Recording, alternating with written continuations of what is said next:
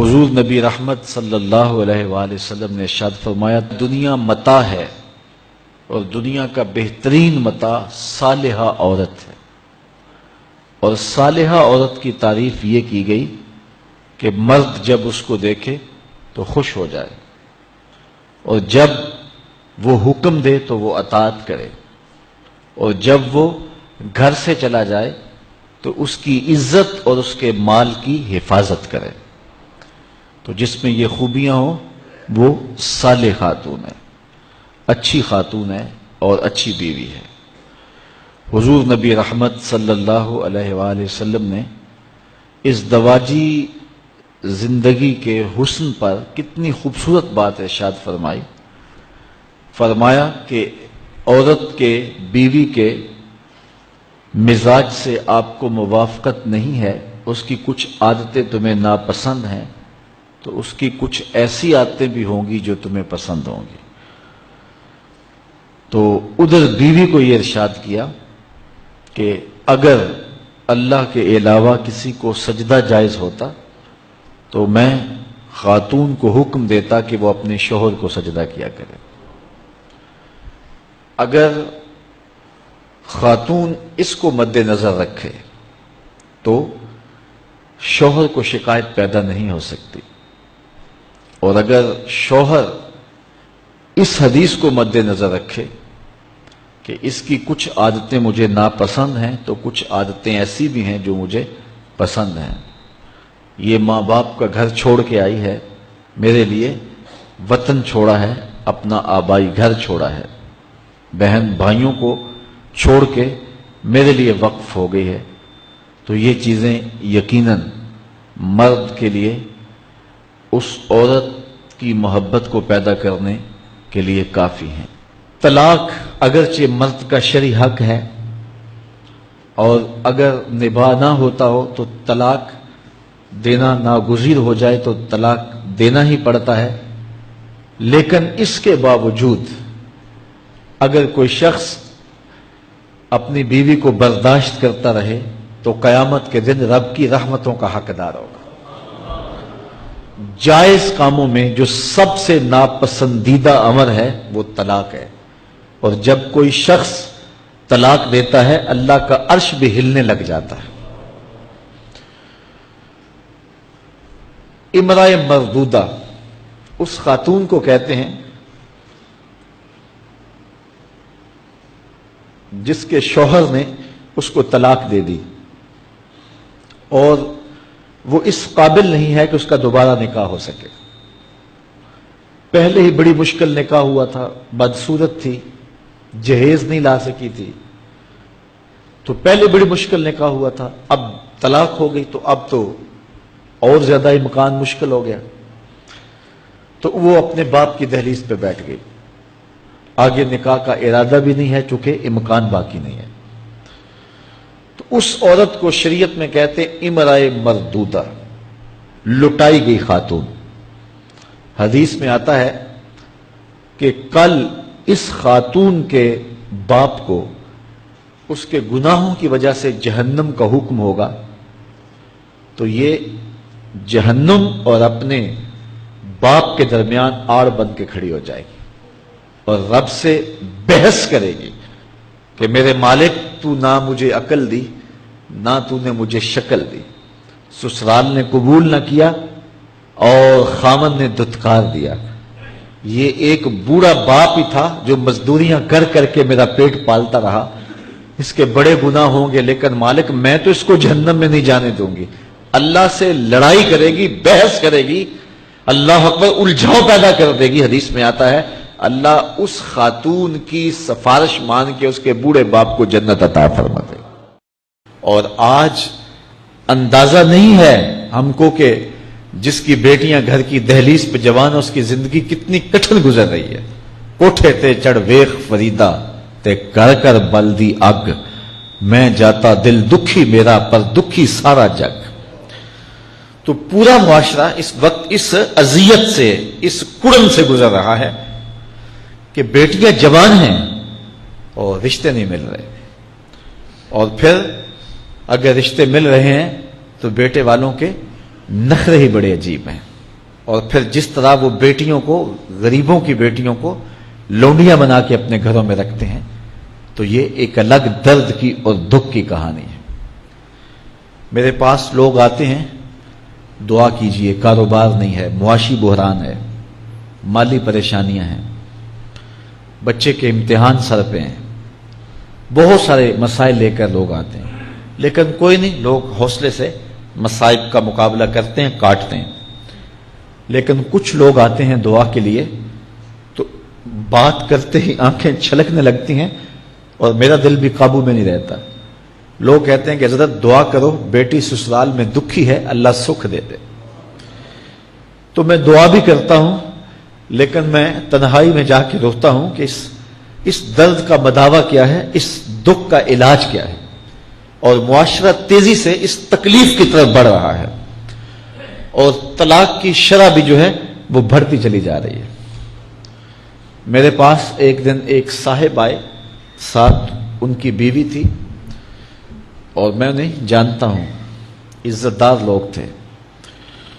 تو انہوں نے کہا کہ ہم آپ سے کوئی تنہائی میں بات کرنا چاہتے ہیں۔ تو ان کے اپنے عزیز تھے، بیٹیاں اس شخص کی زیادہ ہیں، اپنے عزیزوں میں شادی کر دی۔ تو اس وقت انہوں نے طے کر لیا کہ کوئی بات نہیں، ہم جہیز نہیں لیتے۔ لیکن وہ باپ بلک بلک کے مجھے کہہ رہا تھا کہ کتنے دنوں سے میری بیٹی گھر آ کے بیٹھی ہوئی ہے، اور وہ کہتے ہیں کہ اتنی دیر واپس نہ آنا جب تک تیرا جہیز پورا نہیں ہو جائے گا۔ میں کہتا ہوں کتنا صفاق معاشرہ ہو گیا ہے اور کتنے کٹھن حالات ہو گئے ہیں۔ تو جب معاشرہ اس کیفیت میں چلے جائے تو پھر انارکی پھیلتی ہے اور معاشرے پھر قائم نہیں رہتے۔ تو کتنی باپ کی دہلیز پر بوڑھی ہونے والی بیٹیاں، ان کی سسکیاں، ان کی آہیں اور ان کی چیخیں اس معاشرے کو بے چین کی ہوئی ہیں۔ تو امیر لوگوں کی ذمہ داری ہے کہ وہ غریبوں کے دکھ بانٹ لیں۔ اللہ تعالیٰ ارشاد فرماتا ہے کہ فکو رقبہ او اطعام فی یوم ذی مسغبہ، کسی پھنسے ہوئے کی گردن چھڑانا یہ بڑی نیکی ہے۔ تو اس وقت غریب کی بیٹیوں کا رشتہ کوئی قبول نہیں کرتا۔ اگر کوئی نوجوان اور اگر کوئی سرمایہ دار غریبوں کی بیٹیاں قبول کر لے تو یہ اس کی مہربانی ہوگی، اور اگر یہ نہیں کر سکتا تو کم از کم ان بیٹیوں کی شادیوں کا اہتمام کیا جائے، لیکن یہ مہربانی کی جائے کہ غریبوں کی بچیوں کو نمائش گاہ میں نہ کھڑا کیا جائے اور ان کی غربت کا تماشا نہ بنایا جائے۔ رات کی تنہائی میں ان کے ماں باپ کی خدمت کی جائے تاکہ وہ اپنی بیٹیوں کو عزت سے اٹھا سکیں۔ میرے حضور نے ارشاد فرمایا وَرَجُلٌ تَصَدَّقَ بِصَدَقَةٍ فَأَخْفَاهَا حَتَّى لَا تَعْلَمَ شِمَالُهُ مَا تُنْفِقُ يَمِينُهُ، جس شخص نے تنہائی میں خیرات کی کہ دائیں ہاتھ نے جو خرچ کیا بائیں کو پتہ بھی نہ چلا، قیامت کے دن جب کوئی سایہ نہیں ہوگا اللہ اس شخص کو اپنے عرش کا ٹھنڈا سایہ عطا فرمائے۔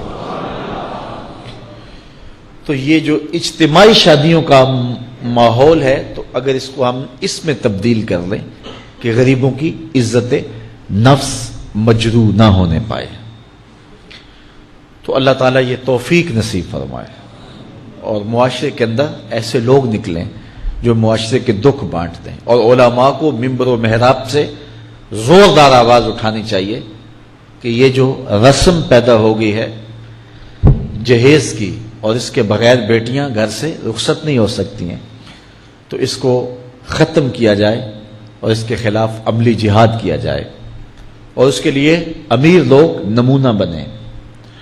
غریب لوگ تو نمونہ بن نہیں سکتے، مشکل ہے ان کے لیے، لیکن امیر لوگ اگر نمونہ بنے تو وہ بن سکتے ہیں اور معاشرے کے اس ناسور کو ختم کیا جا سکتا ہے، اور غریبوں کی بیٹیاں عزت سے اپنے پیا گھر سدھار سکتی ہیں، اور ان کو جو ہے ان کے ماں باپ کو تسکین کی اور چین کی نیند آ سکتی ہے۔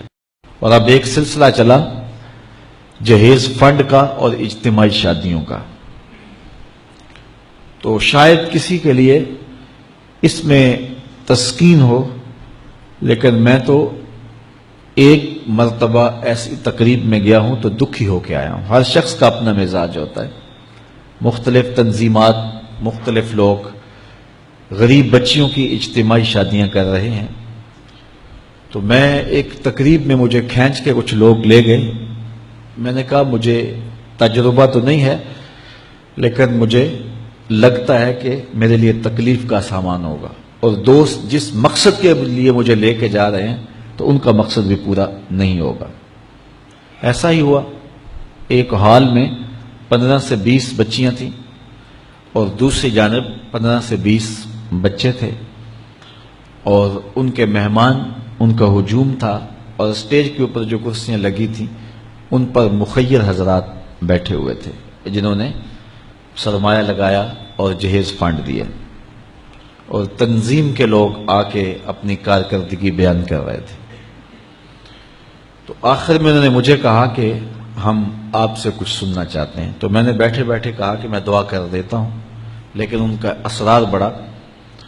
تو میں نے مائک پہ آ کے کہا کہ انسان کی زندگی میں 3 موقع ہوتے ہیں جس دن وہ مہمان خصوصی ہوتا ہے اور سب لوگوں کی نظر اسی کے چہرے پہ ہوتی ہے. ایک جب وہ پیدا ہوتا ہے تو کالا کلوٹا بھی ہو تو ساری بستی اس کا منہ دیکھنے آتی ہے اور اسے بہنیں چاند کہہ کے پکارتی ہیں چاہے اس کا رنگ گہرا سیاہ کیوں نہ ہو. دوسرا موقع انسان پر اس وقت آتا ہے جب وہ دولہا بنتا ہے تو سارے لوگ اسی کو دیکھتے ہیں اور وہ نگاہوں کا مرکز ہوتا ہے اور چیف گیسٹ وہی ہوتا ہے.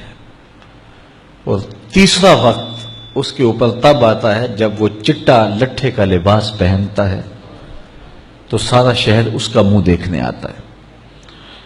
تو میں نے کہا ان غریب لوگوں سے آج تم نے یہ حق بھی چھین لیا. آج مخیر حضرات کو اوپر بٹھایا اور ان کو نیچے بٹھایا ہوا ہے اس لیے کہ یہ غریب ہیں، اور کسی کے چہرے کے اوپر میں نے کہا خوشی کے آثار نہیں نظر آ رہے، اداسیاں ہیں، اور اتنے لوگوں کو ان کی غربت کا گواہ بنا رہے. ایک دم سکوت طاری ہو گیا حال پر، چونکہ مجھ سے وہ کچھ ایسی باتیں سننا چاہ رہے تھے جس سے ان کو داد ملتی. میں نے کہا تمہارے جذبے اپنی جگہ پہ، لیکن کاش کے رات کے اندھیرے میں ان بیٹیوں کے ماں باپ کو تم نے کچھ پیش کیا ہوتا اور یہ اپنے گھر سے رخصت ہوتی تو عرش والا رب بڑا راضی ہوتا. لیکن برا کرے نمائش کا کہ ہم نے ان بیٹیوں کا تماشا لگا دیا. میں ایک شہر میں گیا تو وہاں آج کل وہ پہلے تھا نا عمرے کے ٹکٹ محفل نعت میں، تو آہستہ آہستہ مجمع سمٹ گیا. تو اب ایک نیا سلسلہ شروع ہوا ہے کہ جہیز کی پرچیاں نکالی جائیں گی. تو اسی سال آپ کے قرب میں ایک جگہ 10 کے 15 جہیز فنڈ تھے. تو مجھے خطاب کرنے کے لیے انہوں نے کہا تو بڑے شوق سے منتظم محفل نے بتایا کہ 15 بچیوں کا جہیز بھی نکالا جائے گا اور اس پردے کے پیچھے ہزاروں بچیاں بیٹھی ہوئی ہیں.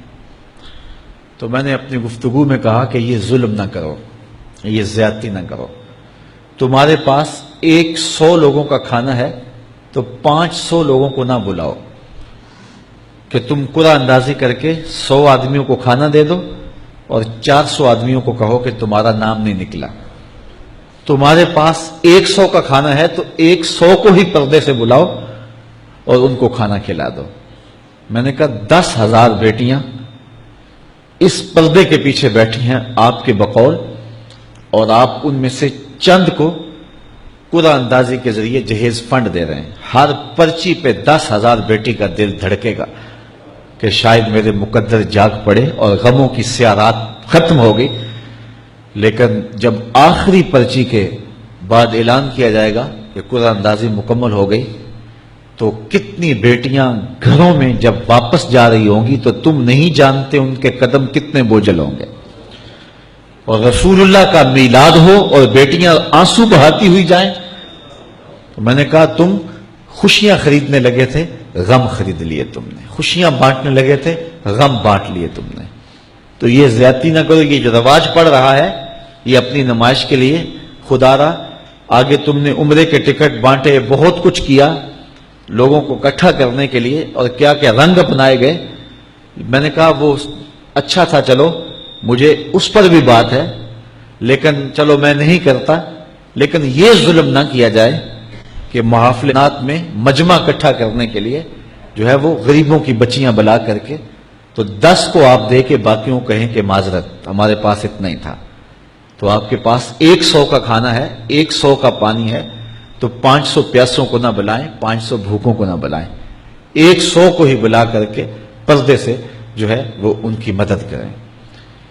تو میں یہ کہتا ہوں کہ ہم جہیز فنڈ دینے کی بجائے، یہ جب تک یہ حالات ختم نہیں ہوتے، میں خفیہ طور پہ یہ بھی کرنا چاہیے، لیکن ساری قوم ادھر لگ گئی ہے، تو اس کی بجائے ہمارے علماء کو، ذمہ دار کو، یہ مختلف چینلز کے اوپر یہ جو ٹاکنگ ہوتی ہے اس پہ گفتگو ہونی چاہیے کہ اس رسم کو ختم کیا جائے اور معاشرے کی تربیت کی جائے کہ بیٹیوں کا رشتہ اس لیے قبول کیا جائے کہ وہ دیندار ہیں، وہ پردے دار ہیں، وہ سگڑ ہیں، وہ پڑھی لکھی ہیں اور ان کے اخلاق اچھے ہیں، یہ معیار بنایا جائے، دولت کو معیار نہ بنایا جائے۔ اس طرح معاشرے پس جائیں گے اور معاشرے کے پلے کچھ بھی نہیں بچے گا۔